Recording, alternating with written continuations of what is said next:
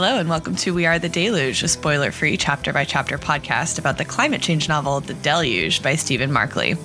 We are your co-hosts, Emily Crandall and John McMahon, wondering if we've not got bigger fucking fish to fry here. The story of this podcast is the biggest and the smallest fish at the same time. Today we are discussing the second part of The Siege, set in 2034, a chapter from ? Point of view, which we are presenting in vaguely chronological form. Perfect. Yeah, so we get 3 date breaks in this section. In the prior one, we worked with 2. So a little more writing, a little more form and content to think about together. Yes, I would say so. Okay, so we begin on May 20th. And I think both of us had the same thought about the first 3 sentences. Probably, but should we do our summaries first? Yes. Okay. I went with the state makes their first move and... Oh, wait, I wrote this backwards. Okay. The state makes their first move as the siege comes alive, storming the Capitol, but desperately trying to storm it the right way. Okay. I've got in an assemblage of seemingly ever radical and not so radical moments from the shared pool of myths and dreams, the siege gets beat by and beats back state violence. Whoa. I feel like the siege is like really ripe for your propensity to like meta. Well, you'll notice a theme, particularly in the summaries this week, or the first and the third part, that I'm just like stealing lines from Markley because I think this is one of the best written parts of the entire book. So yeah, which is interesting on that perspective question. Yes. Okay, shall we start with the obvious? We should go for it. So the opening of this section is the next week, the DC police shut down every road leading into the city, shelter in place, a state of exception. So as political theorists, we are duty bound. Yes. To talk about Agamben here. Absolutely. State of exception. Yeah. Schmidt too. The whole thing. Right. So, I mean, we figured in lieu of doing this as our theory, we'd just flag it for a second, maybe talk about like what Agamben is doing very briefly and then say like what we think this phrase sets up, or I don't know.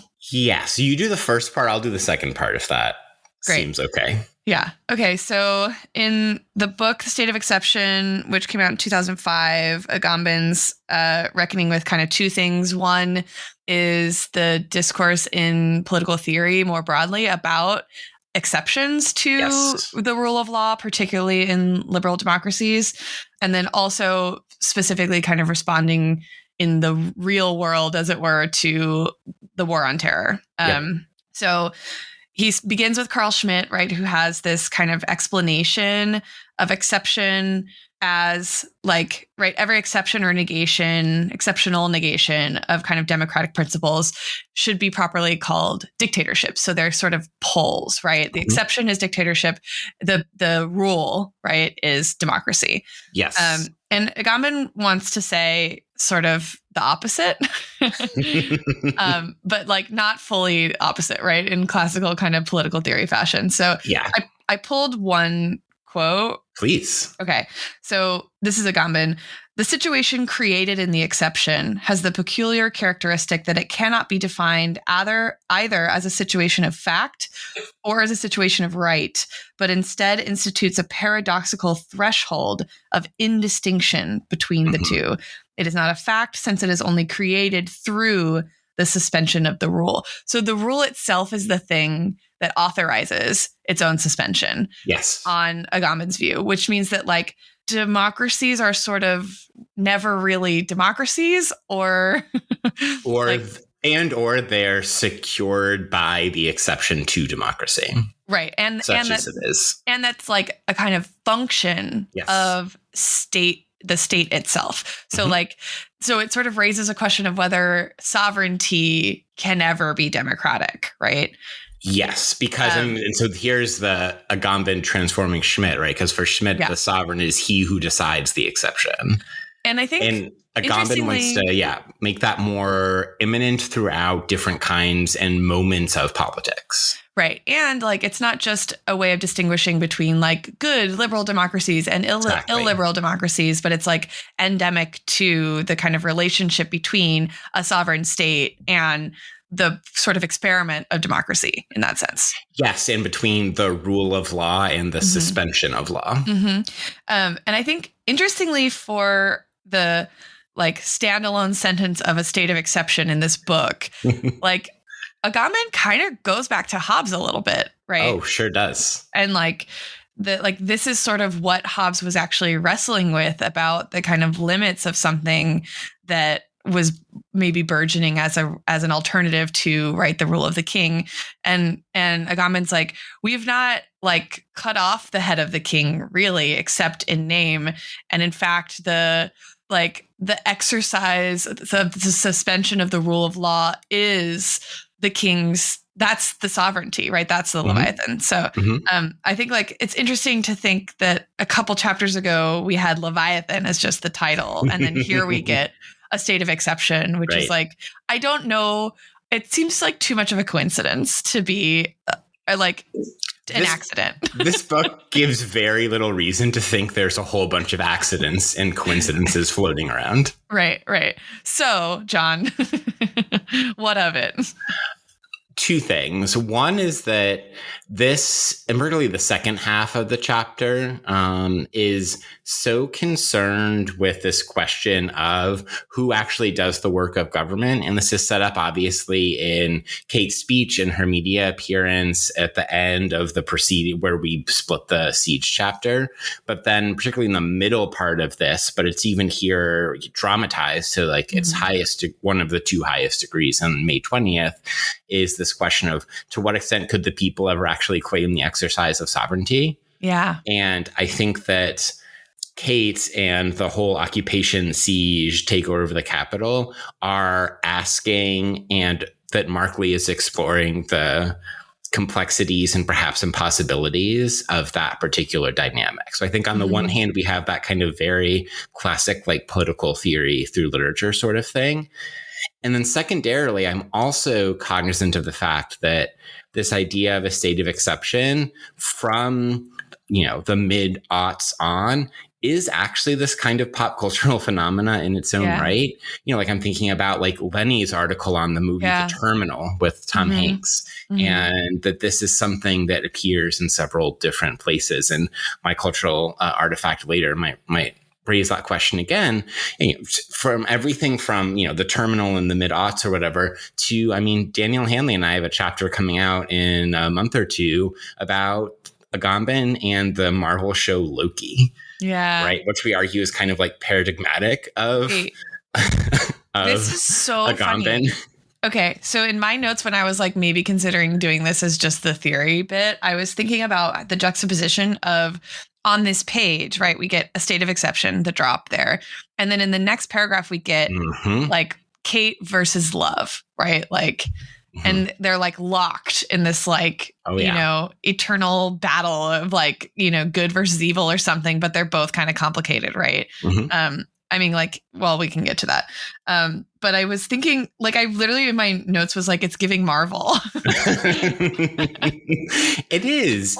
But I think this is also a function of the structure and perspective of this chapter, because if we take your lead to go to that next paragraph, who or what is the point of view that can ask this question about Kate and love and how they're perfect foils for one another, and that maybe the siege wouldn't be possible if Mary Randall was still president, and all of the questions we get through there. And one thought I kind of had about the narrators of this chapter as I was reading through is that it's as if the reader had knowledge of the events of the deluge, maybe this is how the reader would narrate the events in this chapter. So maybe like the perspective is a kind of substitute or synecdoche for the reader themselves. But that's maybe ridiculous. I don't know. If we were consuming this news in real time, this is how we would explain it or ascribe like background or meaning to the different players as we learn about them or something like that. Yes. Or if we as readers could have everything else in this novel and we read it, and then we were just given the mass of information of things that happen in this chapter, this might be how a reader would then write this chapter. Whoa.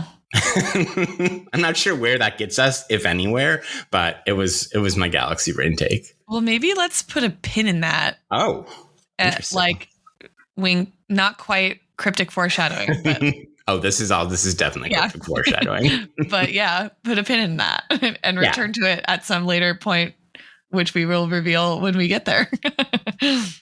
Exactly right. Oh man. Yeah, that's interesting. Wait, so the kind of pop cultural maybe relevance of Agamben is sort of where you were going with the thing there? And so you think it's like one read of it is that it's just a wink? One rule is, so he uses this phrase later on, and this was at one point a possible episode title for me. This is 526. He talks about Kate's confrontation and like her crew's confrontation with the Zuritas armored vehicle as, quote, this moment slipped into its shared pool of myth and dream, end quote. So that's 526. And it made me think about the way that, if not Agamben himself, some notion of the state of exception actually enters, thanks to the Bush administration, the shared pool of myth and dream of the nation, writers and thinkers who might be interested in or came of age in or are engaged politically with the 21st century, let's say, to be very mythic about it. So that was where I was going with that. I like that. I don't even know how long the list of questions is we have to ask him. I feel like it's gotta be very theory heavy. I think so. Or just like lightning round. Have you read this? Yes, no. Did you read this? Did you read this? Did you read this? Yeah. Actually, that's a great idea. Anything else on this first kind of introductory page to May 20th here? No, I think we should go ahead and head into the first of several action scenes of the siege. Yeah. Or this part of the siege. I mean, there have already been action sequences. Yeah. It's interesting to think about how the action moves in these chapters too, right? Because it's like some dialogue and some kind of like winks to the broader political stakes or the ethical stakes or whatever. But a lot of it is just descriptions of like technology, weapons, blockades, maneuvers, right? It's like an interesting slip into like strategy almost in a lot of the prose. And then we just get little bits of like the thought processes of some of the characters that we've already met, right? We get Letitia Hamilton one more time. That's it, right? No, she comes back again later. She comes back again? Okay. Yeah. The fastest human in the whole damn city. Who knew she was the fastest human in the whole damn city? Again, we get that moment of interiority. I think one of my favorite lines of the entire chapter is the sound cannons wailed, a head splitting, fillings rattling orchestra of state power. Orchestra of state power, incredible phrase. I'm surprised it's not a political theory paper. I know. It's really, really, really good. Okay, so basically what happens is there are infiltrators, right, that Kate has anticipated, and they've been directing efforts to try to kind of like suss out who they are. And she knows this from Standing Rock, from Occupy, from whatever. And then one day, and the infiltrators in this case are taking their time, right? And then one day they sort of coordinate an action, which is like set a bunch of shit on fire and kind of cause chaos. And in the indigenous part of the camp, we should know. Yes, in the teepees in particular. And then like around the horn, right? So, and then there's cops around the perimeter, right? Cops and National Guard and Zuritas. Although, is Zuritas there? Actually, no. We know that Zuritas's tech is there, but we don't know if there are any Zuritas ops. Right. We do know that they're there later. Yeah. And then, Liza, the Occupy AI messages everyone, first and foremost, don't panic. Like the Terminator said, come with me if you want to live. And then that's like kind of what jumpstarts this action sequence. So Kate, right? Kate's like, we're ready for this. Holly's pissed. Does your magic robot have a plan? Right? Yeah. And then and Liza's just like, chill out, and lies to her and says yes, even though it doesn't. It doesn't. It doesn't at that moment, but imminently does. Yeah, it creates one in real time, right? So they have these kits ready to go basically for exactly this kind of disruption. Yes. So they're like, they have gas masks, they have what else? Like water bottles. Black jackets, they have like body armor for Kate, for instance, until she takes it off. Like Yeah. And we learn, and this is where I'm going to drop a cultural artifact, that Kate has in advance planned for one of the fronts to be all women. Yes. And that's where she's going, right? Exactly. And she's like, follow me. She wants the cameras to follow her. She wants kind of all eyes of the police state on her, right? So she's like dangling herself sort of as bait, but then sort of bolstered by, like, I don't even know. Does it say how many rows? It says they're like 200, right? At one point. Yeah. Where does it say? And all, so bottom of 523, an all female brigade. As she reached the front line, she stopped passing any men. She stopped passing any men. Yeah. An all female brigade, 200 women deep, pushed at the edges of the street. Some had gas masks and many were frantically washing each other's eyes out with bottled water, while others wore every variety of goggles, chemists, swimming, and construction. It was students and retail workers, professors and waitresses, grade school teachers and nurses, housewives and graphic designers, and it was working. This idea she'd had to use only women on the front. The cops were hesitating at the edge of Independence, now a mess of toppled trees, broken fencing, and all the other debris used to barricade the road. In April, a phalanx in full military gear, zip ties dangling, was restraining a shrieking girl who couldn't have been more than 4.5 feet, maybe all of 13 years old. Yeah. It's like, it's so good. Okay. So I want to propose we read this part with a pair of novels. Wonderful. One is Matrix by Lauren Groff. Okay. And the other is The Power by Naomi Alderman. I've not read either of these, actually. Okay. So I'm going to give you like a very small spoiler for The Matrix. That's so okay. The Matrix is sent in like a 12th century abbey. A character whose French is sent to this abbey in England to kind of take it over. And it's their like politics and kind of restoration of the abbey, their, sex lives or whatever. But something that is never explicitly mentioned, but you start reading it and you get halfway through the novel and you realize that there's not a single male character in the whole thing. Right. Mm-hmm. So like, there's ostensibly a king somewhere sending edicts and like they're embroiled in it's like fictional, but they're embroiled in the real kind of religious politics of the 12th century. There's like a reference to this famous edict in like 1208 that like, changes some kind of like sort of jurisdiction that the monastery has over the farms that they are in contact with. But even like the nearby town, we never meet any men in the book. We only ever meet women. It's like, you're sort of wondering what that means. Like, is this a fictional historical past where there actually aren't any men? Or is it just like a sort of challenge to the reader to confront what it means to tell a story without mentioning any of the men that exist in the world that the story is taking place in, which is like, I mean, how many books have you read that like barely have any women in them, if at all, right, as characters? Yeah. Right. So like, just sort of playing with that kind of trope there. So put a pin in that. Are you familiar with The Power by Naomi Alderman? Maybe you told me about it a while ago.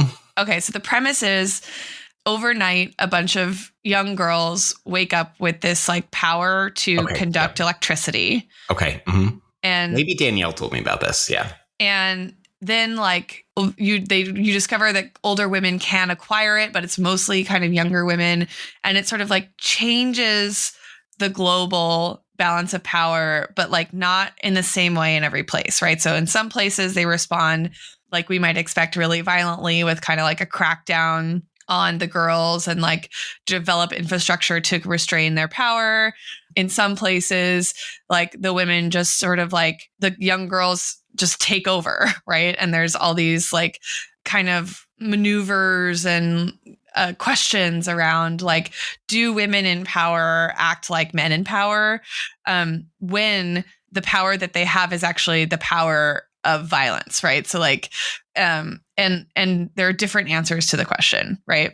So I was thinking here about what it is that in Kate's mind, this action does. Like, is it a kind of like putting the onus of responsibility of reckoning with their own individual actions on the soldiers, right? Is it an argument to the world about like women actually being willing to use violence, to confront violence with violence, that like there is nothing meek or inherently right like reconciliatory or peace loving about femininity? Like I think there's like a bunch of different reads on strategically kind of what this all woman front represents for Kate, and I wonder like which one is motivating her and like whether it lands in the way that she wants it to land, right? Yes. I don't feel strongly about this, but I read Kate's idea as the most instrumental version of this as possible, that it's a trading on the assumed weakness or the patriarchal like prerogative assumptions about the way men should treat women, even though they don't, in order to achieve a tactical goal. And I think that there's a clue in the 2 paragraphs we get of Dwight Schweiger, the driver of the armored vehicle, who really cool narration of Dwight Schweiger himself, but then ultimately reverses the armored vehicle because he couldn't have his mom learn about mowing down Kate and the protesters. And I think that, to me, that's the clue that unlocked Kate's strategic or tactical point. Now, saying all of that, I think perhaps maybe unconsciously, or maybe Kate is trying to play with some of the other, perhaps like deeper or less instrumental or more theoretical points that you just raised. But most directly, I think she sees it as an instrumental move. But I wonder whether like the thing that I find really interesting about this whole chapter, but this strategy in this moment in particular, is that she, I think, slips between her instrumental motivations and her more grandiose kind of like ambitions. Exactly the word I was going to use. Yeah. And here, I think there's a part of her that expects to die in this moment. Oh, absolutely. Scene. There's no doubt. And I think there is a part of her that expects that these women are going to be like sacrificing themselves. I would agree with that. So like she's gambling with the instrumental like maybe justification, right? And she said to everybody, right? Like, this is what we'll do. They'll be confounded.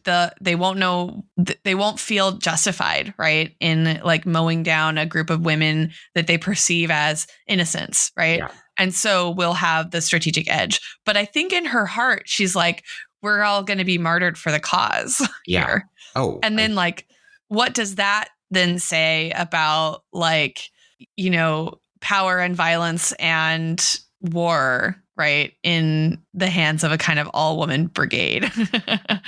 Yes. And I think Markley does a superb job of channeling the ethical fraughtness of that through Kate, because throughout most of the book, despite other characters questioning how much Kate was doing this for herself or doing this in some celebrity seeking or something like that, I don't think and it's in part because we never get Kate's point of view until semi point of view in this chapter, that we don't have actual merit, and that there is to that reading. And instead there's a reading available that Kate's celebrity is itself an instrumental tool. And then there are all of these places throughout this chapter. And one of them comes right here as the confrontation with the armored vehicle happens, where we get this piece of Kate's inner monologue or whatever that does suggest that kind of grandiose ambition, to use your phrase. So right on 525. Yeah. How selfishly alive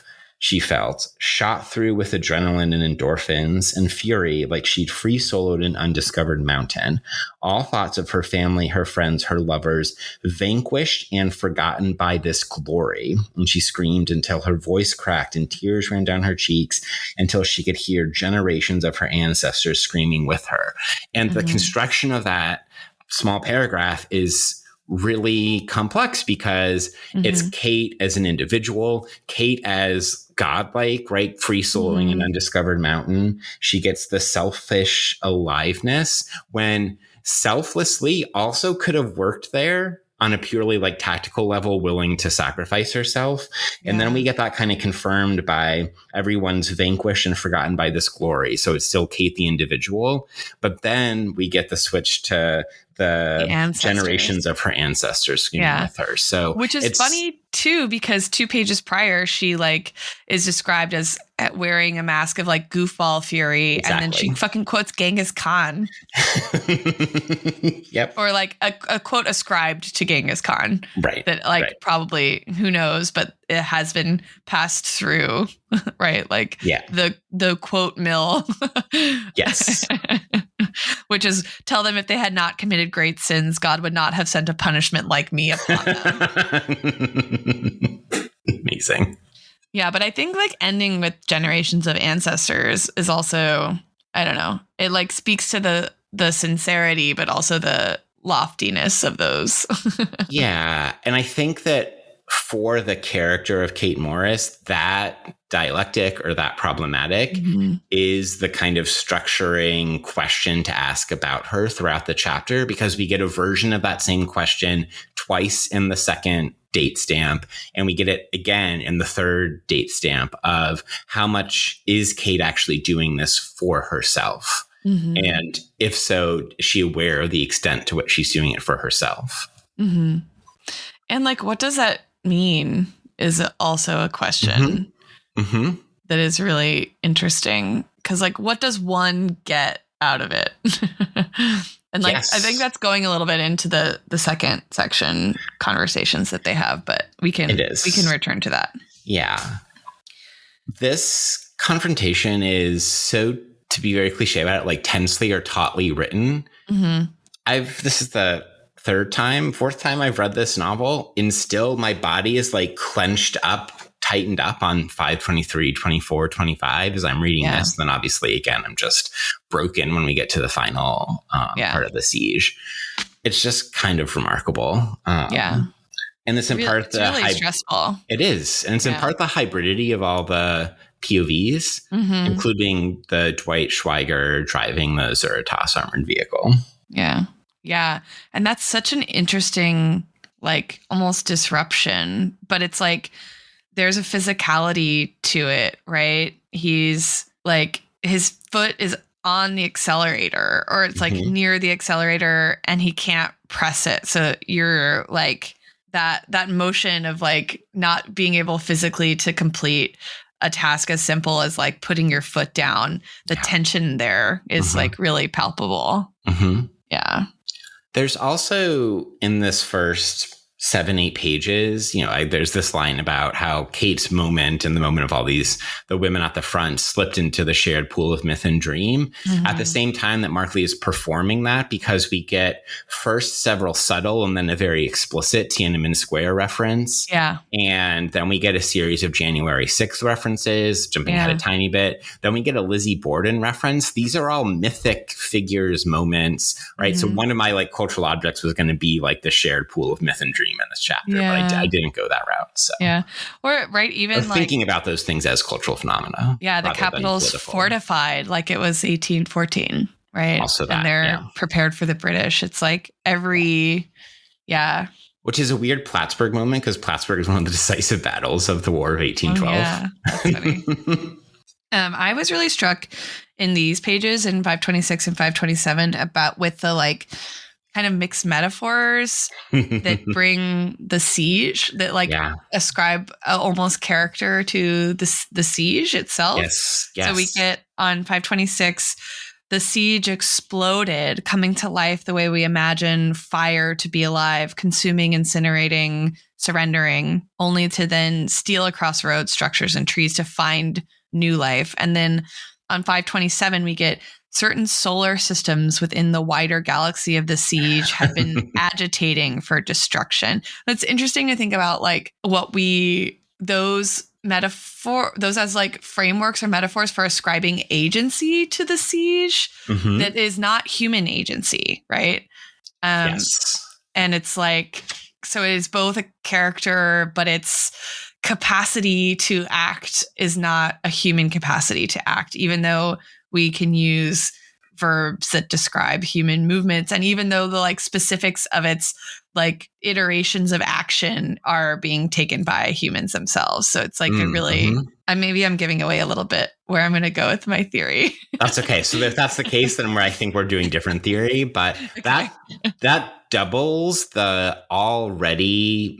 mixture that already exists of the AI and the human tactics. Yes. Just over those same 2 pages, there are places where the AI invents a tactic or deploys a tactic among the different people, and other places like the shit cannons where it's human ingenuity that then gets fed back into the AI. Right. So there's Bridget's this weird sort of without the help.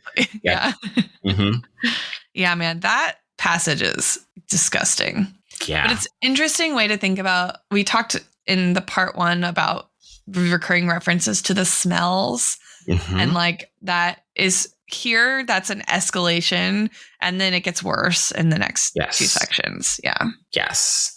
And this is after we once again earlier, as Kate is the incursion and the infiltrators start to act the wind is a revolutionary on this day. Like the weather as character just gets amplified in this chapter. Yeah. Okay. So then there's an opening, right? Authorities retreat. Somebody runs over part of the fence. It is by accident. It's protecting the Capitol, and the occupiers go for it. Yeah. Right. There's retreat all around. The occupiers are going. Holly gets directed to the Capitol. After, again, human agency. Yeah. The Black Bloc anarchists take real hits mostly take hits in this chapter, because they unleash themselves on K Street. They pour gasoline. They lit cubicles on fire. They wreak havoc for hours. It's giving Fight Club. Yep. Right. And then in the end, we learned there would be 5 dead civilians, 1 dead cop, and hundreds more wounded. Yeah. And then Logan, the anarchist from, I think, North Carolina, or maybe South Carolina, goes in with an axe he smuggled in and just goes ham on all of the artifacts in the Capitol. And there's this moment that Markley, I think, provokes in a reader and then explicitly works through Kate of, do I want Logan Dougal and the others to destroy all of this colonialist art, for instance, or not? Yeah. And I think that Markley actually performs the you can understand both sides move here. And through, like, Holly says not, in part because she's desperate to distinguish what they're doing from January 6th, right? And from 6 Degrees, yeah. And from 6 Degrees. And for Kate, right, this is when we get Kate's like, never again, right? Kate will be able to separate 6 Degrees from a Fierce Blue Fire because there's the tagging everywhere. But like, Kate's struggle isn't just, is it an optics problem? Right. Her struggle with it is this really what we should be focusing our energy on? Like, we have to figure out how to feed people while we're stuck here. We have to figure out how to anticipate their next move. We have to figure out how to like do something while we're here that isn't just wait to die. Right. And she doesn't come up with the solution. Liza does. One of the LOLs of the chapter. It does get tiring being the brains of the operation, says Liza. Before I have an artifact or my theory that I want to dump there. But before that, I think we should talk about also the global reach part of this. 100%. Which is interesting because we've talked a couple times about how this book is like very American in a lot of different ways, right? In its like cultural relevance even, right? That like all the artifacts we're thinking about are just like so American. There's something about this book that's so fucking American, but that's also like kind of what makes it brilliant for our moment, right? Like yes and yes. But there is our American exceptionalism. Right. But he is here in this chapter in particular, in the siege more broadly, thinking about global political movements, obviously. And like you mentioned, Tiananmen Square is like looms large here. And then on 531, we get just this one paragraph really that says like in capitals around the world, from London to Pretoria, Accra to Ottawa, Tokyo to Wellington, right? Like activists pitched tents and blocked traffic. They hung banners. They sprayed the walls of their public buildings with graffiti. They came in numbers so dense that even the most prepared governments were caught flat-footed. Moscow deployed security forces. Hong Kong, 50,000 troops marched through, right? Like Liza's app is downloaded by nearly 10 million Chinese devices in just 48 hours. They arrived faster than the tear gas and rubber bullets could uproot them. Hungry people, desperate people, passionate people, everyone in between, linking arms in the digital world and demanding an immediate halt to the incineration of the planet, a blooming fascism, and the gangster capitalism that had led them all to this point. It's just like, I mean, it's sort of like a Marxist dream, right? Like, I'll get there. Beautiful, beautiful. But I do think it's interesting that he made that choice here because it is a bit of there is an American exceptionalism read to that, right? Like it begins in DC and then spreads the whole world, right? Kind of like falls in line to sort of use the continue with the war imagery. But I don't know. I wonder if there's like another read on that, or if it's like strategically pulling on the American exceptionalist impulse and like what that strategy does. I don't know. What do you think? I think the strategic pull on the American exceptionalism might be a nice read.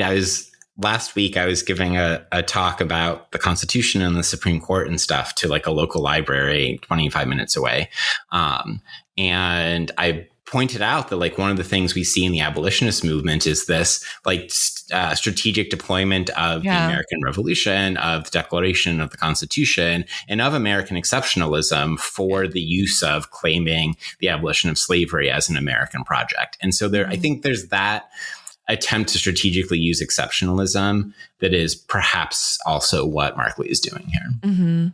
So, but what like burden of responsibility does that put on like American readers? Do you know what I mean? Like, is that what the strategy is trying to evoke? I don't think consciously or explicitly, no. That's the strategy it invokes for me particularly. Yeah. I mean, same. Yeah.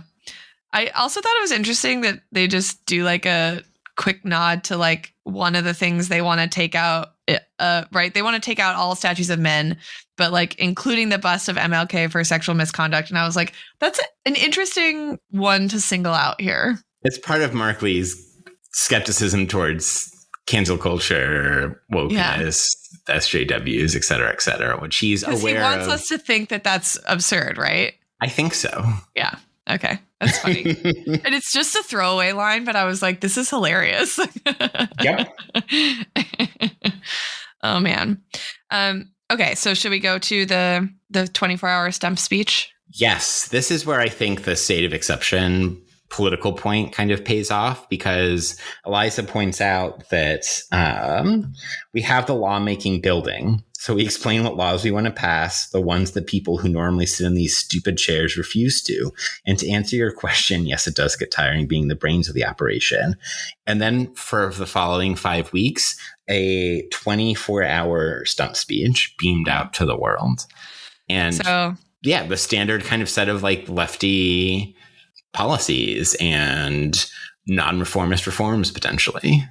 Okay, so I'm going to drop for us as a theory frame here Rosie Braidotti's post-human feminism. Incredible.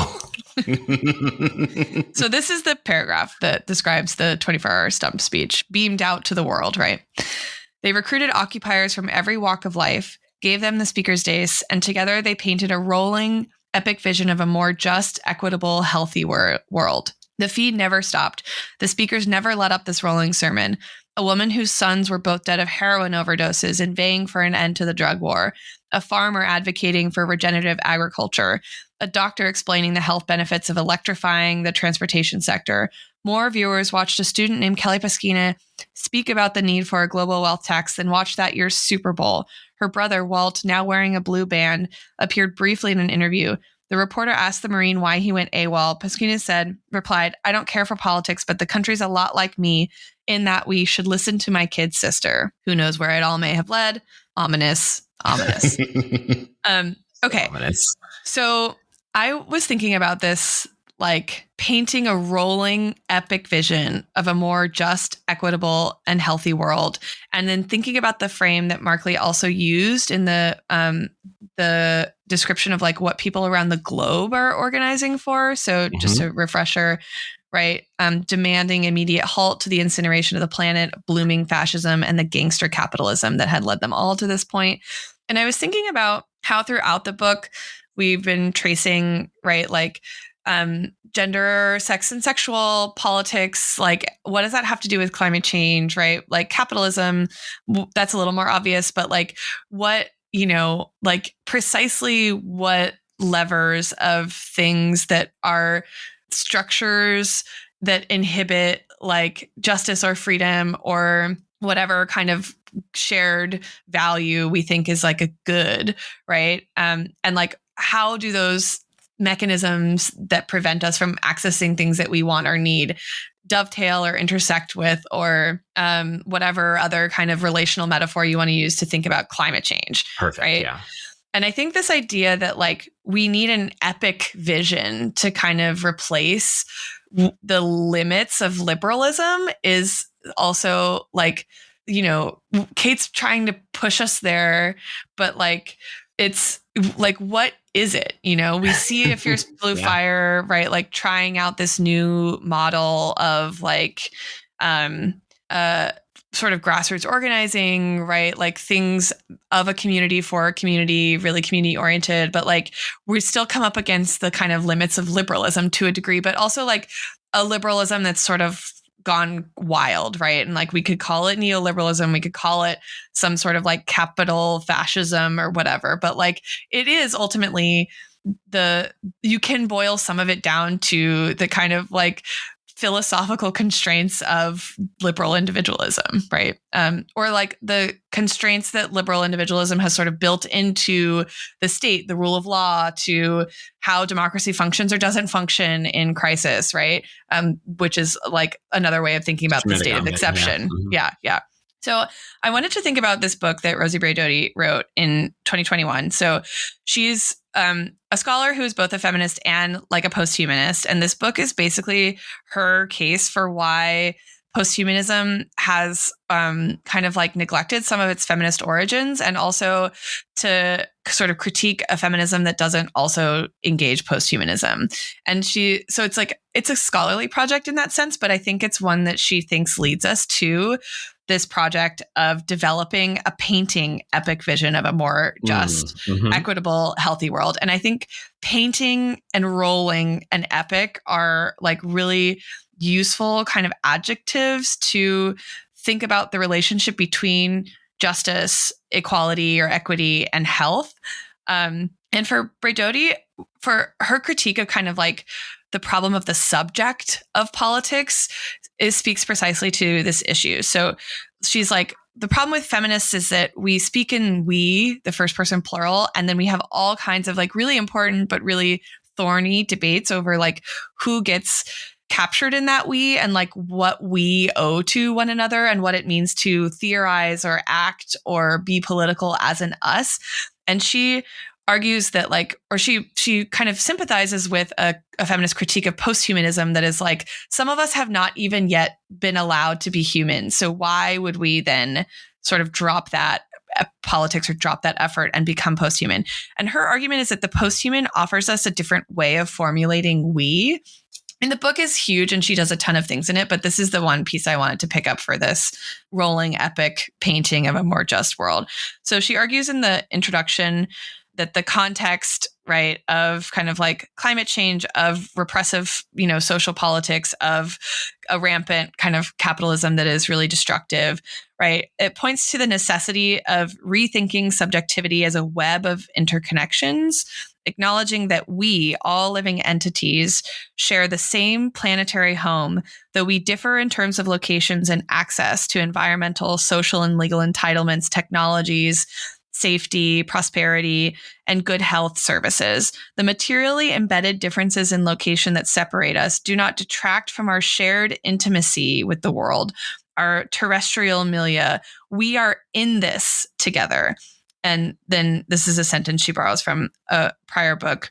The we as we, and this is all hyphenated, who are not one and the same, but are in this together. So it's like, and the this is italicized, right? So Yeah. I feel like that's what this, 24-hour stump speech painting a rolling epic vision of a more just, equitable, healthy world. Like that's kind of what I imagine it to be doing, even if it's not always saying like explicitly reframing the we, but it's like and it's an interesting way to interject into the like identity politics debates throughout the novel, right?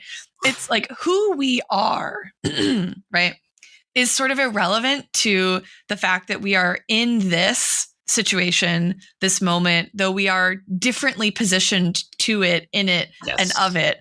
Yes. But like we are in this together. Like you cannot go to your worldie and like you will not be safe from the flood there. Do you know what what I mean? And like I think it's interesting that like, Markley doesn't explicitly say that like this is a moment where the material realities of our relationships with like non-human nature are more central to how we paint a picture of what it means to live together than identity. But I think that's what he's actually getting at here. And I think Bray Doty gives us a really good way of thinking about like what is necessary for that framing and like where to shift from what we share to like in some intrinsic way or even in some material way away from that to like our shared stakes, right, in this, whatever this is, and that like the this is italicized. And so I thought that she was a useful way to frame like the relationship A between the stump speech and B also the global kind of reach thing too. That's brilliant. I love the Emily Crandall, Kate Morris, Bray assemblage you just constructed there. It's beautiful. I think that it's telling on this point about the identity politics and the we and the coalition is that this is not a place in the book where Markley is explicitly, as you said, working through that. There's no sarcastic line about how, despite assumptions about identity politics, we created this rolling just vision. None at all. And I mean, there's a reading of that like is kind of symptomatic or diagnostical of, well, he has like subsumed but can't quite access this is the moment, or it's actually him showing his hand of this is what I think of as the political vision that supersedes or transcends or becomes more imminent than, depending on which direction we want to go, identity politics debates. I think both are available. Right. So maybe like identity politics isn't even his bone. He's working out the limits of like having that bone to pick or something. Yeah, exactly. Yeah, that'd be the reparative reading to harken back to several episodes ago. We love Sedgwick. Okay, should we move on to June 30th? We should, although I just want to call out the very final line of this one. Then, as the siege of DC stretched into its fourth month, the heat swept in. And I would like to propose The Heat Swept In as the episode title. Oh, great. Yeah, that's perfect. All right. June 30th. Okay. What's your summary? I went with our new main character, the heat debuts. Sweltering, scorching, burning, searing, murdering as Victor Love prepares his battle plans. That's incredible. I went with bruise and buds provoke character revelations and plot revelations as the remaining occupiers stage the best filibuster in congressional history amid the worst heat wave in the nation's history. That's good. And I there's the structure of this particular June 30th part is so fascinating to me, in part because we get the narration of time passing within it. We get a suddenly July 20th at one point, but the kind of, and you pointed this out before we started recording, this is one example of how the different datelines are like somewhat different styles. Yeah. And I think there are two ways that particularly stand out to me of how that happens. One is the like opening with the heat wave, and as you said in your summary, kind of making the heat wave the main character, right? Mm-hmm. 2 is we actually get Rakia's reaction before we get into any of the characters. And this question that Rakia poses, this is 535. Kate had gutted their, I'm assuming by that she means FBF's resources for her own vainglory. I want to come back to that question. And then the third part of this that makes this so different is that it's like 2 set piece conversations.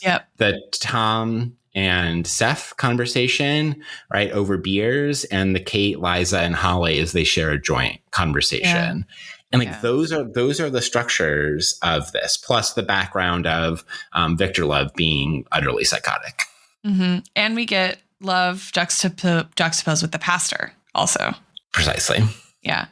And I think that like that the only action in this one piece, different from the 2 that bookend it, is just a description of literally how you die from heat. Mm-hmm. Is really hard to read, even though it's not as actiony as the other ones. So it's not tense in terms of like you're on your seat trying to anticipate what's coming next. You're just like grossed out. I mean, it's gross. It's been a real experience reading Ministry for the Ministry for the Future. As we're reading The Deluge, and like this in this episode in particular, like some of the details, the international question, the description of how you die from heat are just have these unsurprising but nonetheless eerie parallels. Yeah, interesting. I gotta read it. I mean, it's also a possible season 2 for We Are the Deluge. So yeah. We also learn that the administration has offered a deal to the occupiers. Because everyone's desperate and people are dying, they're offering air conditioning, water, and amnesty for anyone who leaves. I want to pose a question for you that like puts Rakia's critique of Kate in conversation with Kate's POV in this conversation, because we get in the Kate, Liza, Holly sharing a joint, we get about a page of each of them in their POV, which is our first Liza POV, our first Holly POV, and then we've been getting some Kate POV throughout the siege. So again, Rakia said Kate had gutted their resources for her own vainglory. So I think that this falls back onto the question we were talking about a little bit ago about what are Kate's motivations, or what does she imagines the all-woman front or her in front of the armored vehicle to be doing? And it's like this chapter, I think, really problematizes to what extent we interpret this as Kate's vainglory and or as something much bigger, more purposeful, more important, more transcendent, more righteous, or so on and so forth. And so Rakia poses that question. Then when we get to Kate's POV on 541, she narrates retrospectively her experience of the moment in front of the tank. Instead, she couldn't stop thinking of how the blood had roared in her ears as that armored vehicle rolled toward her, how the adrenaline felt like it might lift her off her feet and send her hurtling like a mortar round into its hull. Shock them, fuck them, grind them to the bone, be fearless, be Achilles, be Roland, be Joan of Arc, have a mental disease, follow your clit, drive across the Dakotas and watch a storm near the horizon, recognize herself in its peals of wind and each crack of lightning, her true fellow travelers. Don't change, don't learn, don't fail, don't flinch. All she'd ever feel was sorry for people who didn't know what it was to want something more than their own life. Conjure a tempest, spew rage from the heart, and make them stare into the city of cassiterite dark she made with nothing but her ravaged voice, which is the vainglorious statement. And I'm wondering how you think about kind of Kate's vainglory, if that's an appropriate categorization of this in regards to the broader political purposes or work that the siege and Kate's role in it is doing. Yeah, I mean, it's interesting because Kate's narration of the vainglory is like beyond herself, right? Yes. So it's a weird version of it. It's a non-typical version of it, right? Like, absolutely. It's not that like, if I succeed here, then I will have, right, all of these things that I want. It's that, like, if I do this thing that nobody thinks can be done will have been done. So Yes. It's about, like, the act of succeeding, not the person who succeeds for Kate. It is, but I think I read the be Achilles, be Roland, be Joan of Arc, be the fucking lightning itself as also that it's for Kate herself too. That's not, that I think doesn't automatically mitigate it's for more than Kate. But I think that what the multiple Kate inner monologues from this chapter shows that there is something about it for Kate that is for herself as well. But do you think, I always wonder in some of her conversations around, like, her celebrity and the conversation we were having about it being instrumental to a degree, like, I feel like there's a reading of it where she's not saying it has to be me. I want it to be me. I want to be regarded in history as the one who did it, but that, like, it has to be someone willing to, like, willing to not play it safe, willing to be publicly tarred and feathered, be willing to have every aspect of their life, you know, taken apart and turned upside down and made available for public consumption, because otherwise we will not have enough balls to do it, right? Like, if we're all scared of that scrutiny of death, then no one will do it. And so, like, I'm the only one right now who seems willing. And so I have to do it. Right. And maybe that's an overly generous read, but I think it's like, I mean, earlier in the siege, we get, like, her vulnerability. And again, to what degree that's, like, you know, these are trustworthy reports of everyone's inner, you know, thoughts is still a question. But, like, she's not untouchable. She's not infallible. No, right. Not at all. And she's not always 100% confident that what she's doing is the right thing, but she is guided all the time by this principle, this goal, this, right? Like, it's the only thing. Yeah. I don't know. It's a hard question. I like that answer. And I think that if Kate was on the podcast with that she was on earlier or on the Daily Deluge, then that's precisely the answer she would give. Right. And I don't think that that's at all wrong. I just think it necessarily exists alongside the glory, the feeling selfishly alive, and that those two don't cancel each other out, that they're not mutually exclusive, is, I think, ultimately how I understand Kate in this chapter, which in some ways, like, I think makes her more real as a person. It makes her, despite being the like the messiah of historical necessity, she's also extends the flawed, fallible person you pointed out she has been throughout the entirety of the novel as well. Yeah. A lot of cultural artifacts in reference there too. I thought the Tempest was an interesting one. Tempest was a good one. It's like, well, are you the storm? I mean, you know, it takes us back to our Machiavelli readings of these chapters too. Yeah. The Achilles reference made me think about whether to do the movie Troy as the cultural artifact. Amazing. I'm not going to do that, but it made me think about it.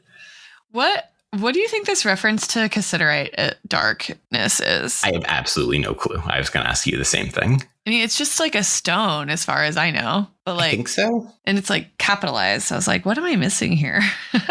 But, like, okay, we should look up what Cassiterite is before I continue this metaphor I'm going to make. Okay, it's an tin oxide mineral.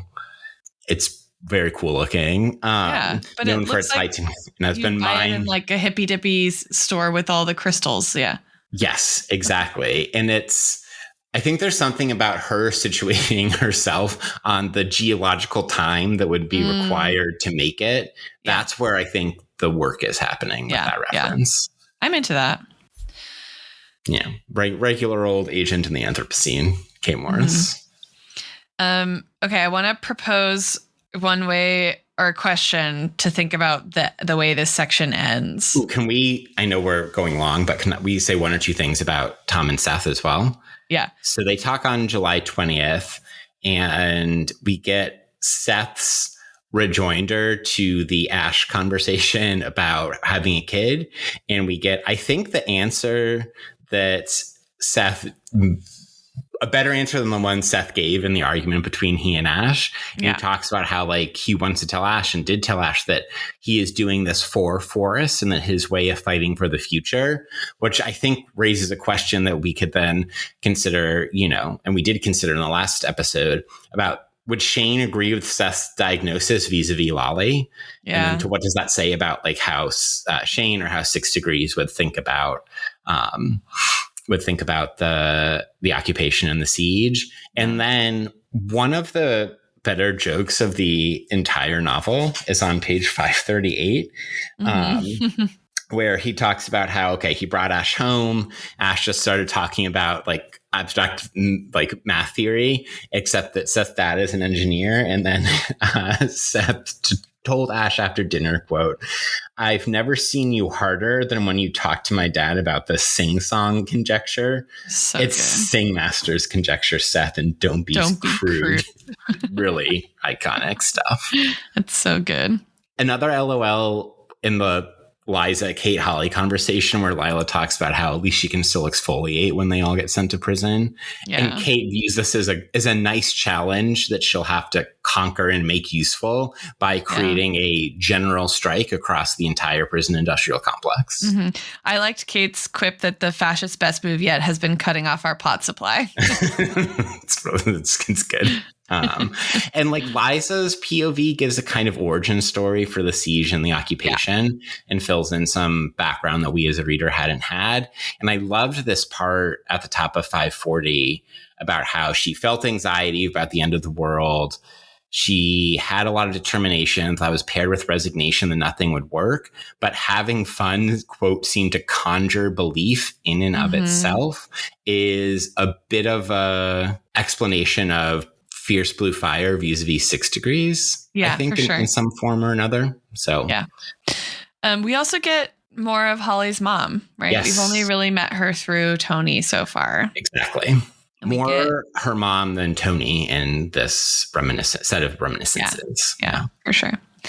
Okay, so this section ends with President Love.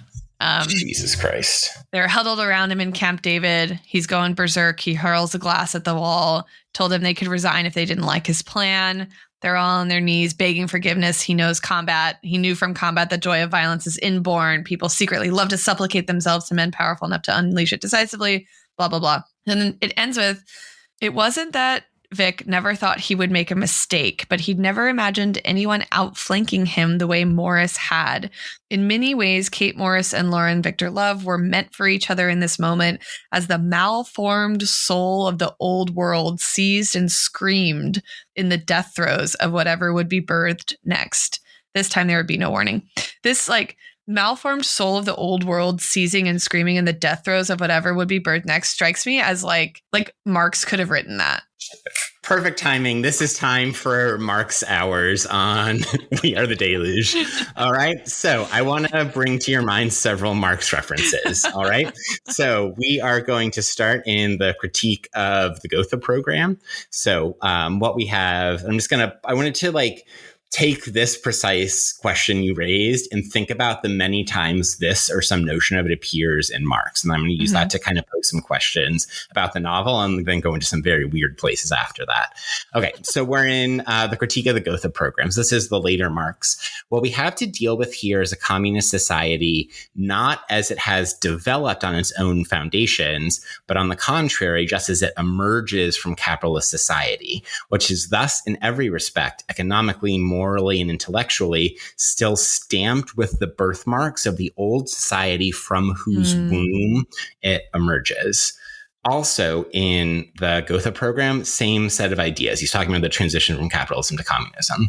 Quote, but these defects are inevitable in the first phase of communist society, as it is when it has just emerged after prolonged birth pangs from capitalist society. Right can never be higher than the economic structure of society and its cultural development conditioned thereby. this isn't the only place where Marx makes a similar sort of metaphor. So chapter 31 of Capital Volume 1, he's talking about primitive accumulation, and he concludes a paragraph by writing, these methods depend in part on brute force, e.g. the colonial system, but they all employ the power of the state, the concentrated organized force of society to hasten hothouse fashion, interesting heat metaphor, the process of transformation of the feudal mode of production into the capitalist mode, and to shorten the transition. Force is the midwife of every old society pregnant with a new one. It is itself an economic power. Okay, so I'm thinking about these three places where Marx is doing precisely this sort of like old world, new world dialectic that perhaps is being set up here between Vic Love and Kate. And so to me, this kind of like raises the question of how we might read this novel, like either on its own terms or just thinking about kind of Marx. And I'll explain how I want to think about it in a second. But there's another route which like goes through Raymond Williams' Marxism and literature about like what is the structure of feeling, or probably more accurately, many structures of feeling that are constructed in and by the Deluge. But I think there's this question about how we might read We Are the Deluge as positing the new society, diagnosing the old society, and then this book is about the process of the birth pangs, in which Marley oddly becomes the midwife, or the readers all become midwives or something, of this old society pregnant with a new one, or to what extent the characters have different relationships to that role. We've talked at several points, particularly through Shane, how motherhood, birth, gender is a theme that he's thinking about vis-a-vis radical politics. And so like, that's kind of where I started. And then that led me to the very, very early Marx. So his famous letter to Arnold Ruge from 1843, which gets collected in the Marx Engels Reader, is for a ruthless criticism of everything existing. So this is Marx. Then we shall confront the world not as doctrinaires with a new principle. Here is the truth, but bow down before it. We develop new principles to the world out of its own principles. We do not say to the world, stop fighting, your struggle is of no account. We want to shout the true slogan of the struggle at you. We only show the world what it is fighting for, and consciousness is something that the world must acquire, like it or not. Skipping ahead, our motto must therefore be reform of consciousness, not through dogma, but through analyzing the mystical consciousness, the consciousness where it is unclear to itself whether it appears in religious or political forms. Then it will transpire that the world has long been dreaming of, there's your Marxist dream, Emily, of something that it can acquire if only it becomes conscious of it. It will transpire that it is not a matter of drawing a great dividing line between past and future, but of carrying out the thoughts of the past. Skipping ahead again, so we can express the trend in our journal in one word. The work of our time is to clarify to itself, critical philosophy, the meaning of its own struggle and its own desires. This is the work for the world and for us. It can only be the work of joint forces as a matter of confession, no more. So my question I'd pose to you based on this deep Marxist dive, and I still have one more turn to make after this question, is does Mark Lee's novel function as what Marx calls critical philosophy, clarifying the struggle of the new world being birthed through pain out of the old society? Just a tiny question for you. Yes, is my answer, obviously. Otherwise, why would we be doing this podcast? Fair. Leading the witness. Just a little bit. No, but I think that's actually really useful. And one of the things that makes back in our very first introductory episode, thinking about what genre the novel is, right? It's not a dystopian novel in the traditional sense, right? Right. In the sense that it's, detailing what happens after the collapse, right? But it feels dystopic in some ways because it's a sort of exaggeration of things that in our world feel dystopic as we're living them in real time, right? But traditionally that's not what it is. And so I think a better way to think about it is it's the narration of the dissolution of something. Yes. and like, but like there are competing visions about what comes next that are getting deliberated both like literally in the dialogue between characters, but also abstractly in the writing, in the kind of like the textual affects, right? Of like excellent way to put it. Transitioning between different characters and points of view, or even different like events, right? The action sequences have different layers of like intensity. And so like, it's almost like trying on all the different possibilities for what's new in the old, and like who it remains to be seen, right? Like oh my God, I forgot the terms of the dialectic, the synthesis, right? Like kind of like remains to be seen, right? At this point in the novel. Yeah. And it strikes me that this is something that the climate humanities, the environmental humanities can do in such a different register, in such a different realm, while being, as your theory like precisely pointed out, political thought in the most basic but also most capacious sense of the term. And so it just struck me as I read that phrase, like, okay, where have I heard this before? Oh yeah, it's in Marx. And then I forgot how many times it shows up in Marx. And I think that and that led me to is this book critical philosophy in that sense? I have one more addendum. This is where it gets weird. So I asked myself the question, where did Marx get that metaphor from? And this led me to an unexpected place. May I read to you, Emily Crandall, the book of Matthew, chapter 24. Whoa. As Jesus, starting in 3, as Jesus was sitting on the Mount of Olives, the disciples came to him privately. Tell us, they said, when will this happen, and what will be the sign of your coming and of the end of the age? Jesus answered, watch out that no one deceives you, for many will come in my name, claiming I am the Messiah, and will deceive many. You'll hear of wars and rumors of wars, but see to it that you are not alarmed. Such things must happen, but the end is still to come. Nation will rise against nation and kingdom against kingdom. There will be famines and earthquakes in various places. All these are the beginning of birth pains. So I have this like textual question of, is this where Marx got this from? But then to turn and spin it towards this conversation we've been having, it's like, did Markley get it from the Bible, from Marx, from both, from neither? But then also, given the righteousness and the gloriousness and the transcendence of Kate as this remarkable figure, and I even called her the Messiah, and I even thinking about that I was going to Matthew 24 later on, that there's like something religious and something holy, as witnessed by Quentin's speech at the end of where we cut the first, and then what he does at the very end of the chapter, that there's this like holy righteousness that obviously courses through Marx, and this is not an original thought to like talk about the eschatology of Marx or something like that, but that this particular phrase is itself kind of eschatological and religious and holy and spiritual in its own right, in addition to like being a Marxist critical philosophy. Okay, I'm done. but also, I mean, the pastor, right? Like, exactly. I am channeling the pastor, yes, in a while, but we get him here, kind of like pontificating on, his role in the whole thing, which is predictor and witness. I don't know. It's like he's becoming scary. Absolutely. Wow, that was really excellent. You know what I'm thinking now while you were reading all those passages is, I don't know that I've read any feminist scholarship on Marx that takes on that metaphor. I feel like I only ever read feminist scholarship or Marxist feminist scholarship that's about like social reproduction or like the sexual division of labor or something like that. And I'm like, I feel like there's something there that's like potentially really important.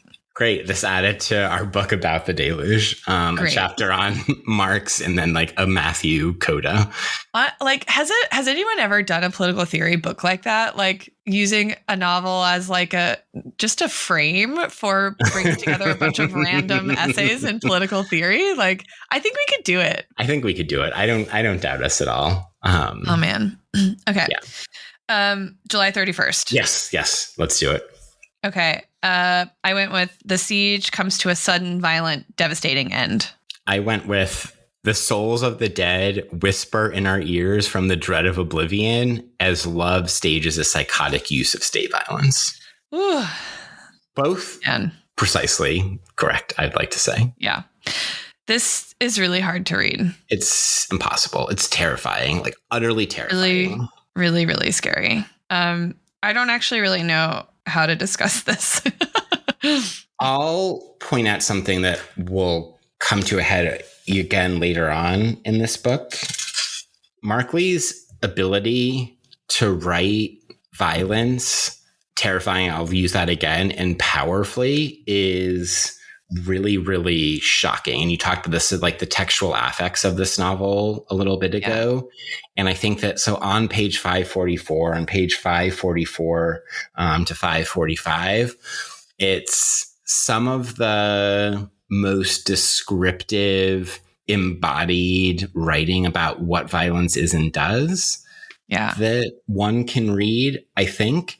And that there's this certain, you talked about Civil War last week. I might be proposing shortly a cultural object that is in conversation with Civil War here in a minute. But there's something about like the aestheticization of violence and, the like cliche of, can you ever make an anti-war war movie? Right. That the same sort of question applies to the precision and the really eerie beauty is in addition to the abject horror through which Markley writes all of the violence.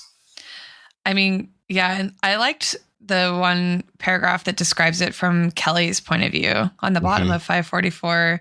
Yes. Right. That's like one of the things I had in mind. Yeah. Bullets had an almost unthinkable impact on the human body. Right. What she never really considered is what they do, the way they move bodies in ways they're not supposed to move, and what comes out of the holes is so ghastly, and how the wounds make noises bodies are never supposed to make, how they carve, pulverize, and fragment tissue, bone, muscle. It's just like, and that's not even a description of like the graphic violence. It's just like I don't know.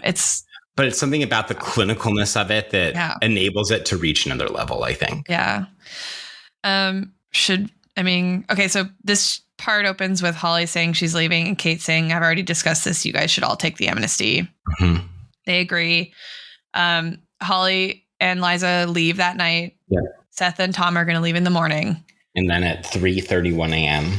The Zuritas soldiers have finally arrived, right? Love is like, fuck this. I'm deploying my private contractors. Army. Yeah. With live ammunition. Yeah, and they're just killing people. Yeah. I'll propose my cultural artifact here, I think. Okay. And this, like I said, it's in conversation with your Civil War reference from last week. So just a couple of days ago, for the first time, I somehow missed this movie for almost 20 years. I watched Children of Men. Oh, wow. And wait, that's shocking to me that you hadn't seen that. I know. I feel like you were the right age exactly for it to be your favorite movie. Like you are correct. Okay. Just like one of these like cultural ignorances. So I watched it for the first time, and it's, as one might imagine, and I'm going to do some spoiling for Children of Men. It's 18 years old or something by this point. And it's something that's like deeply affected, and I've continued to think about and feel about for the several days since I've watched it. And there's something about in Children of Men, the near final battle scene, right, in which Theo and Key are trying to make their way to a boat to get out with the baby, who we later find out is named Dylan, after major spoiler, I guess, like Theo and Julian's, baby that died because of a flu pandemic.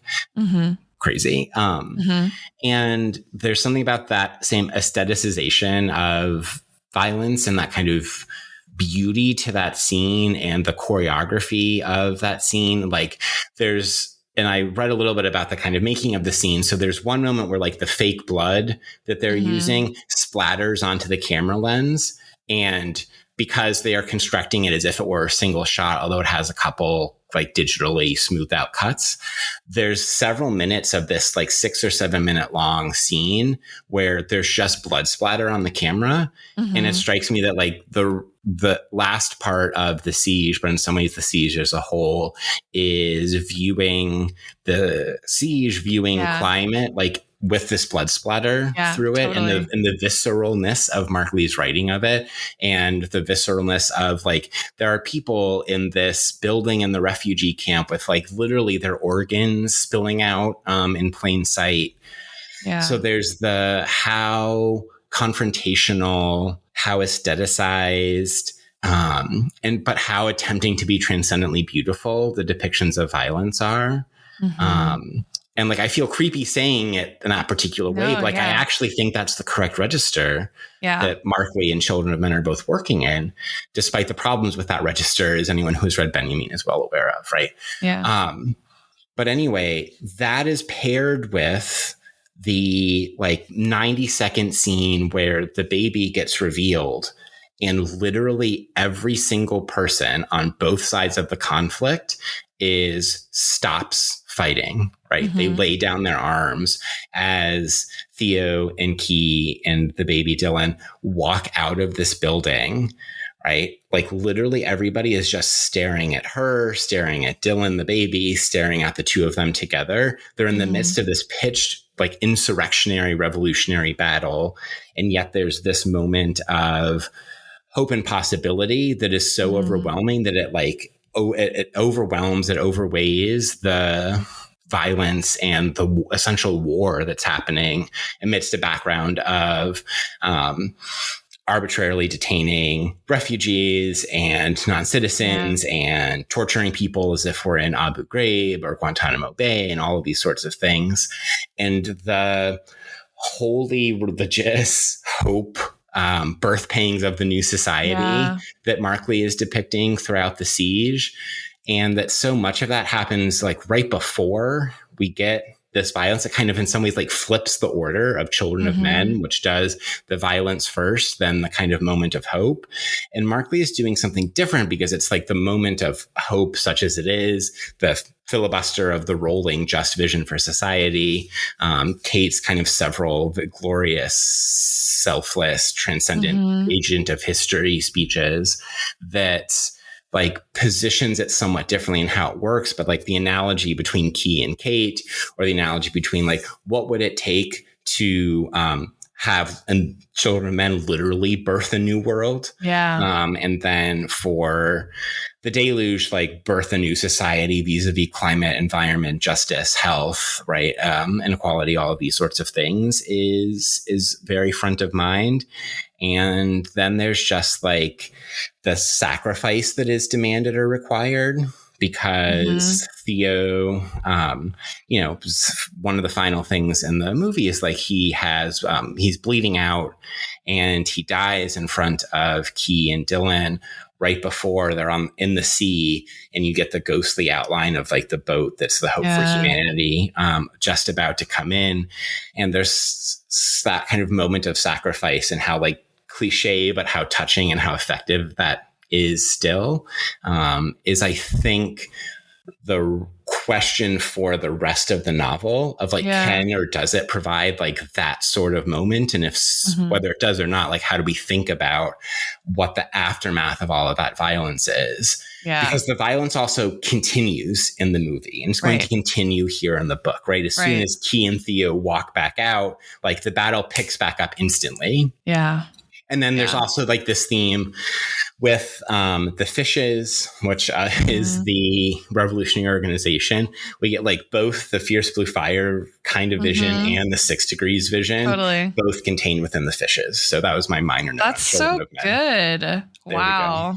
That's what I got. I haven't watched that movie in a long time, but I think it's like that the question of violence that we've been circling around too is there too, right? Like what is the kind of function of the violence?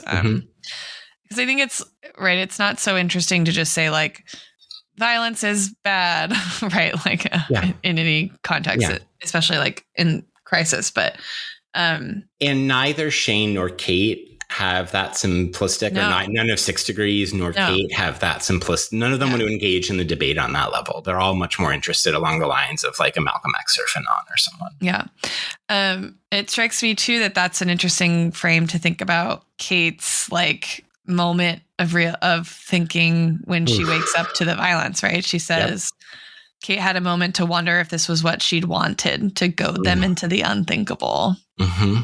Yeah. So brutal.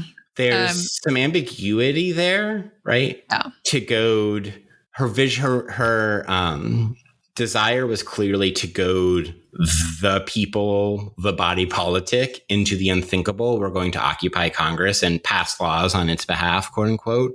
Yeah. Even like that's the direct goal. And then additionally, there's was she trying to goad Victor Love at all? Her foil, her twin, her dialectical, entwined other into this. Yeah. And what we get from him here is also chilling. Holy fuck. Like, it would be almost like Dr. Evil level funny if it wasn't so scary. And in the context of this, like, really gruesome violence, right? He's watching the live feed from the Situation Room, getting his hair cut. With each hair meticulously picked up by an aide. The barber wore white latex gloves, an assistant carefully collecting the hair. He defecates in a special toilet, all of his organic material taken to a kiln and incinerated. Not exactly paranoia, but right. What else is it? Especially when Love's been described as like as the paragon of paranoiac masculinity, if I'm remembering the phrase from earlier in the chapter.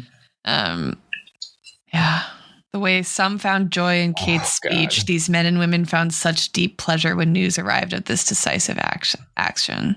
Unadulterated ecstasy. And that's why I felt a little bit not comfortable, but okay with talking about like the beauty and the aestheticization of the violence, because Markley is deeply aware of the like fascist current of the aestheticization of violence as well, as witnessed by those lines you just read. Yeah.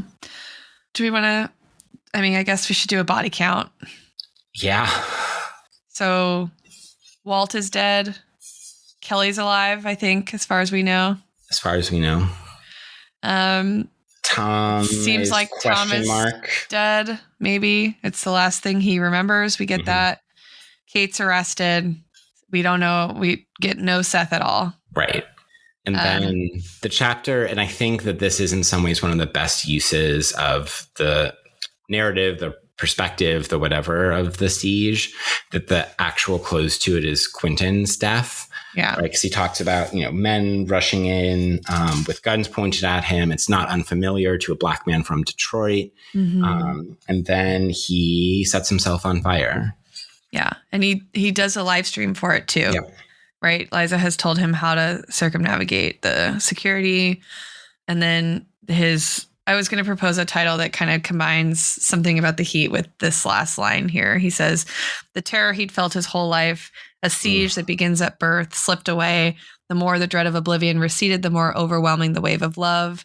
His mom and dad and sister were there, and even his life's sorrows now felt precious. The curse of this life, from the yop to the ashes, finally blew apart, vanishing to wind and stars. So I was going to propose, this is like a little silly, but like the heat, the death, the vanishing to wind and stars as the title. Yeah. I think we can combine in true dialectical fashion or two. It's the Quentin's death, not only act of it, but the way that Markley, in kind of classic fashion for this novel, writes the end is utterly chilling and oddly inspiring. There's the passage you read, but even before that as well, eons rushed over him, with each second taking on the duration of whole millennia, the reign of the sun, Earth's corpus blooming to life, humankind's dallying, all visible for those interminable nanoseconds as the souls of the dead whispered in his ears. Yeah. It's miraculous writing. It's also, I think, a bit of a return and a example of what you were talking about, kind of Kate's like transcendent language, because here it gets ascribed to Quentin as well, right? So it's not just Kate who performs this righteous role in this moment, but here it's Quentin who is at one with the elements, the forces, the Big Bang, all of that. Yeah. Too. It's totally remarkable. The end of this chapter is just like, will fuck you up for a while. Yeah. Yeah, it's so brutal. Oh, we also learned that Bridget is dead. Yeah. Mm-hmm. Yeah. Walt dies trying to save her. Yes. Yeah. What about Logan? We don't know about him, right? We don't know about Logan, no. Or did we get? No, I think Logan did get shot, right? Oh, he did. Okay. Yeah. What about do we get any more of Andrea Sanchez? We get just this like concatenation of characters of Andrea Sanchez. Yeah. And she's over it. She's done. She's like, this is, and just the shock that, and there's a little, as much as there's the aestheticization of evil, there's the ecstasy that love and everyone feels. There's also a touch of the banality of evil in this chapter too, that like Zuratas special forces come with their live ammunition and kill, as we'll find out very, very quickly, like almost 1,000 people. And then like all the other workers from like the Metro Police or DC cops or whatever to the EMTs and medical workers, like just go about their job. Yeah. And like, what else can they do? And also there's a touch of the banality of evil, I think, happening there. Yeah. Oh, boy. Yeah, I guess we could have done a little RN tier too. Yeah. Always. I mean, I think that's... What else is there to say? What else is there to say? Yeah. Did you want to spend a moment saying something about what the date breaks are doing functionally? Oh, yeah. I just wondered if you had any theories about that, because it struck me that like each one has a slightly different form. And I don't know if this is just like me searching for like form gimmicks everywhere, the nature of the podcast and like what we like as friends like about the novel. But I did think particularly because the way we broke it up, the last 3 sections, there's like a beat that's different in the second one. And the action that drives the other 2 is different, right? Like when we get it, when it's like the cops in DC, it's like more chaotic. When it's the private security firm, it's more devastating. Yes. And like the descriptions of like the smell in each of the different sections, I think like do something differently. Yeah. But I don't know if I have any like galaxy brain takes about it. It just struck me as one, hard to do and impressive to have pulled off. Yeah. But 2, like, I'm like, what am I missing? So I'm sure we've offered versions of this throughout the podcast. There's a little bit, I think, of Mark Lee showing off, and I mean that in the most non-derogatory form possible. Like, here's all the other forms I could have done. I didn't, but I actually did, and I could have done the whole rest of the novel like this. Yeah. I think there's a tiny bit of that. I think a little bit of the answer to that question is going to be cryptic foreshadowing alert, like provided later on in the novel when we find out some more about the emergence of the siege chapter in text. I think that doesn't give away too much. No. But I do think it's a little bit about experimentation, a little bit about like multiplication of POVs or perspectives is paralleled by the multiplication of the many different kinds of forms in this already formally inventive and elaborate novel. So I think that's a basic thought, but that's all I got. Yeah. I mean, that works for me. Wouldn't be an episode of We Are the Deluge without some pontificating on form. Precisely, right? Yeah. Yeah. Well, beautiful. Speaking of pontificating on form. Yeah. Up next, we have a headline interlude, little splash. So maybe a little levity to break up. Nope. Nope. I did read ahead. There's no levity to be had in this one. No levity. Yeah. And then followed by the next chapter from Ash's point of view, which is the executive summary on the elevated price of grain staples set in 2034. So assuming right, we end in July. So or August 1st, right? I think it's August 1st. Yeah, August 1st. Yeah. So shortly following on the heels of that, at least.